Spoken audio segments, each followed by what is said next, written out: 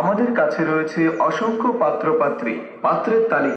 লক্ষ্মীপুরের রায়পুর শহরের এক ব্যস্ত দুপুর, চারদিকে যানবাহনের শব্দ আর মানুষের কোলাহল। হঠাৎ সেই ভিড় ঠেলে কানে ভেসে এলো একটি মাইকিং এর আওয়াজ। সাধারণ মানুষ ভাবলেন হয়তো কোনো বিশেষ ছাড়ের অফার বা নতুন কোনো পণ্যের প্রচারণা, কিন্তু মাইকিং এর কথাগুলো কান দিয়ে শুনতেই সবার চোখ কপালে ওঠার জোগাড়। কোনো তেল বা সাবান নয়, মাইকে সরাসরি ঘোষণা হচ্ছে বিসিএস ক্যাডার পাত্রের বিয়ের কথা। অটোরিকশায় রঙিন পোস্টার সাটিয়ে রাজপথ দাপিয়ে বেড়াচ্ছে এই বিচিত্র বিজ্ঞাপন, যা দেখে অবাক হওয়া ছাড়া পথচারীদের আর কোনো উপায় ছিল না। বিসিএস ক্যাডার পাত্র, ডাক্তার পাত্র, ইঞ্জিনিয়ার পাত্র, ব্যাংকার, সরকারি চাকুরিজীবী।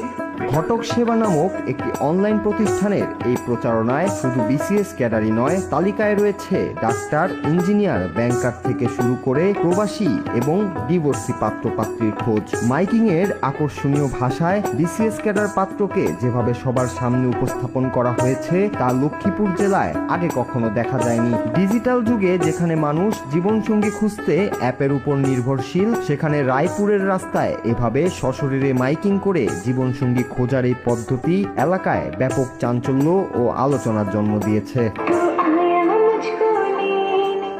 ঘটনাটির ভিডিও সামাজিক যোগাযোগ মাধ্যমে ছড়িয়ে পড়তেই নেটিজেনদের মধ্যে শুরু হয়েছে তর্কের ঝড়। কেউ বিষয়টিকে নিছক হাস্যরস বা সৃজনশীল প্রচারণা হিসেবে দেখছেন, আবার অনেকে প্রকাশ করছেন তীব্র উদ্বেগ। সমালোচকদের মতে একজন মানুষকে শুধুমাত্র তার বিসিএস বা চাকরির পরিচয়ে এভাবে রাস্তার মোড়ে মোড়ে পণ্য হিসেবে উপস্থাপন করা সামাজিক মূল্যবোধের অপক্ষয়কে স্পষ্ট করে।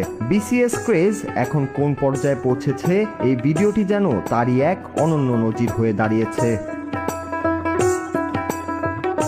অনলাইন ভিত্তিক এই প্রতিষ্ঠানটির লক্ষ্মীপুর জেলা পরিচালক জানিয়েছেন, মূলত পাত্রপাত্রীর সন্ধানেই তারা এই ভিন্নধর্মী প্রচারণার পথ বেছে নিয়েছেন। তাদের দাবি এটি মানুষের কাছে পৌঁছানোর একটি সহজ উপায়। প্রচারণার উদ্দেশ্য সফল হোক বা না হোক, এই ঘটনাটি প্রমাণ করে দিয়েছে যে বাংলাদেশের বিয়ের বাজারে পেশাদারিত্বের মোড়কে এখন এক নতুন ধরনের প্রতিযোগিতার লড়াই চলছে।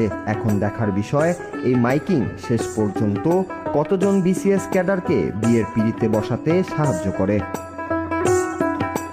Bangla TV news desk.